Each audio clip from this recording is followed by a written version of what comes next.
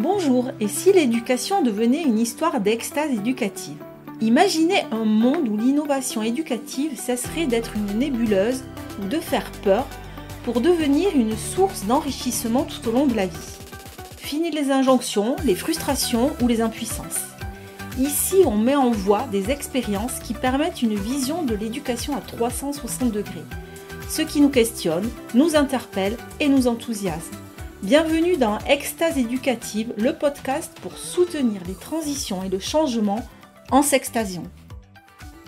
Bonjour et bienvenue dans ce premier épisode du podcast Extase éducative. Aujourd'hui, on pose les bases. Je vous propose d'explorer ce que signifie vivre l'éducation, les apprentissages de vie au sens large comme une expérience exaltante. Qu'est-ce qui peut transformer l'acte d'apprendre, l'acte de se développer, de s'épanouir, de se former, d'éduquer ou d'enseigner en un moment d'extase? Qu'est-ce qui peut permettre d'appréhender le développement personnel et professionnel comme un moment d'extase? Je m'appelle Hélène Mulot, je suis la créatrice du podcast Extase éducative soutenu par Apprentis d'Auteuil. Ce podcast s'adresse à vous si vous aspirez à traverser en confiance le monde incertain. La question qui guide l'intention de ce podcast, c'est « Sommes-nous condamnés à regarder le monde qui change ?» Je porte pour ma part une vision de l'éducation tout au long de la vie, inclusive, collaborative, créative, capacitante et engagée. Elle sort donc des murs de l'école pour soutenir les actions tout au long de la vie, pour accompagner les transitions et les changements. Les contenus de ce podcast se nourrissent de mes explorations, de mes rencontres personnelles ou professionnelles et de mes différentes casquettes. Je suis pédagogue, enseignante documentaliste, formatrice et coach de vie. À travers mes explorations et celles des invités de ce podcast, j'invite à explorer comment, ensemble, nous pouvons créer, enrichir, tisser ou transformer conditions favorables pour tous les domaines d'apprentissage de votre vie personnelle ou professionnelle. Et si le changement cessait de faire peur et qu'il devenait un révélateur de vos talents enfouis, cachés ou dissimulés? Parce que oui, on entend parfois, souvent à la folie, que l'école va mal, qu'elle ne joue pas ou plus son rôle, que les enseignants et les personnels sont fatigués. Et c'est vrai. Dans un post récent, au moment où je vous parle, en novembre 2024, Leslie de Prof et Partage, enseignante et formatrice, rappelait que 2836 enseignants avaient quitté l'éducation nationale en 2021. 2836. Et c'est même 10 fois plus si on rajoute toutes les demandes qui n'ont pas été acceptées. 28 360 personnes qui se mettent en mouvement de transition, sans doute bien plus encore en 2024. Mais pourtant, les personnes de l'éducation se fichent bien de ces images et de ces statistiques. Pourquoi ? Parce que chaque expérience est le reflet d'un parcours de vie, d'une transition de vie, et qu'il y a toujours une bonne raison derrière ces chiffres. Ceux qui sont vraiment fatigués, exténués, n'ont pas besoin de médias qui leur renvoient leurs propres difficultés. Ceux qui opèrent une transition heureuse de transition professionnelle ne se reconnaissent pas non plus dans les discours qui accompagnent ces statistiques.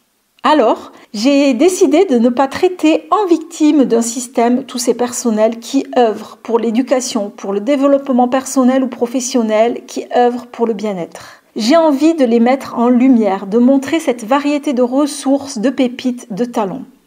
Vous qui écoutez, vous faites peut-être partie de ces personnes qui ont des envies, des désirs de prendre en main leurs aspirations, qui veulent rassembler toutes leurs facettes de manière entière et complète. Mais peut-être vous faites aussi partie de ces personnes qui se sentent comme bloquées ou sans élan, peut-être même sans projet ou sans vision, ou encore en mode pilote automatique, résigné à suivre un chemin tracé. Comme si tout semblait conspirer comme vous. Comme si vous ne vous sentiez pas reconnu dans vos compétences. Comme si tout semblait absurde, sans intérêt ou hors sol. Comme si tout semblait flou ou banal. Comme si vous ruminiez parce que vous n'avez pas pu ou pas su exprimer ce que vous vouliez auprès de vos proches, de vos collègues ou de votre hiérarchie. Comme si chaque décision prise semblait être contre vous. Comme si rien n'avançait comme vous vouliez. Alors, entre désenchantement ou extase? Eh bien, je vous propose ici de tout prendre, tout explorer. Il est possible de basculer dans le monde des grincheux, des résignés, des soumis, des impuissants, un monde sans saveur qui vide de l'intérieur. Des pensées peuvent alors nous envahir, remplir notre monde intérieur et comme une vague emporter toutes nos certitudes, tout notre enthousiasme. Parce que après tout, à quoi bon? Bien sûr, il m'arrive aussi d'être agacée, mais je sais aujourd'hui observer ce qui coince, ce qui contraint, grince ou formate. On n'a pas à être toujours positive, toujours enthousiaste, toujours souriante, toujours aidante, toujours partante. On n'a pas à être toujours lisse ou sans relief. La colère, la tristesse ont leur place dans nos vies. Nos agacements, vos agacements, portant eux un pouvoir de transformation incroyable, sans avoir à porter de culpabilité ou de sentiment de honte. Savoir les exprimer avec la bonne énergie, celle qui permet de poser des limites. Alors, extase, avons-nous dit, il ne s'agit pas simplement d'une joie passagère, mais d'un état de profonde connexion, d'émerveillement et de motivation. Parce que oui, passer à l'action, quand l'étape d'après c'est l'inconnu, l'incertitude, c'est pas l'étape la plus aisée. Ça peut même être décourageant. Alors ce podcast, c'est une proposition, une profession de foi. Extasiez-vous. J'ai la foi que c'est dans le mouvement qu'on se connecte à ce qui nous anime de manière viscérale. Quand j'ai créé l'Odyssée d'Hélène en 2010, j'étais à la fois excitée par le changement et remplie de doutes. Début des années 2010, j'ai 33 ans. Pourtant, bien installée dans ma profession de professeur documentaliste, j'ai besoin de mettre en mots mes incertitudes professionnelles et de créer des liens dans ce que j'appelle alors la nébuleuse de l'éducation. C'est l'époque du raz-de-marée du numérique qui sème le doute et le trouble dans l'éducation. Mais devinez ce qui s'est passé. J'ai procrastiné à me poser des questions d'évolution professionnelle parce que je pensais que c'était inconfortable et surtout, j'avais remis les décisions à ma hiérarchie ou à la vie qui allait forcément me montrer le chemin.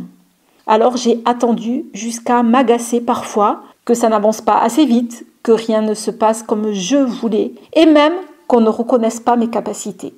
J'ai eu le sentiment que j'allais vite me retrouver coincée ou dépassée, notamment par les technologies. Je suis convaincue qu'il ne s'agit pas de savoir faire pour passer à l'action et entreprendre le changement.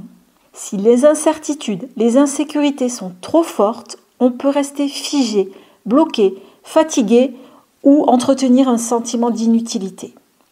Et vous, lorsque la sensation d'impuissance est présente, vous ressentez quoi? De la résignation, de la colère, de la honte, de la peur peut-être, de la culpabilité ou du ressentiment? Je vous invite à vous poser ces questions. Quelle est la vision ambitieuse et émancipatrice de la société dans laquelle ensemble nous choisirons de vivre? Quelle est cette vision que nous pouvons porter ensemble? Alors d'épisode en épisode avec des entretiens, des mises en lumière d'invités, ce sont ces perspectives que nous visiterons. Pour conclure ici cet épisode, l'extase éducative n'est pas une utopie, mais un objectif que je nous invite à atteindre ensemble, en créant des espaces d'apprentissage capacitants et en encourageant notre créativité. Merci d'avoir écouté Extase éducative. N'hésitez pas à nous faire vos retours sur cet épisode. Si vous écoutez ce podcast, c'est que vous vous posez des questions autour de l'éducation. Vous avez à cœur de bien faire, mais vous ressentez parfois le besoin d'être soutenu, entendu et reconnu. Je vous invite donc à vous abonner à ce podcast Extase éducative pour encore plus d'inspiration. N'hésitez pas à nous soutenir aussi en partageant cet épisode autour de vous, sur vos réseaux ou en commentant cet épisode. Je vous souhaite une bonne journée, une bonne soirée. À bientôt!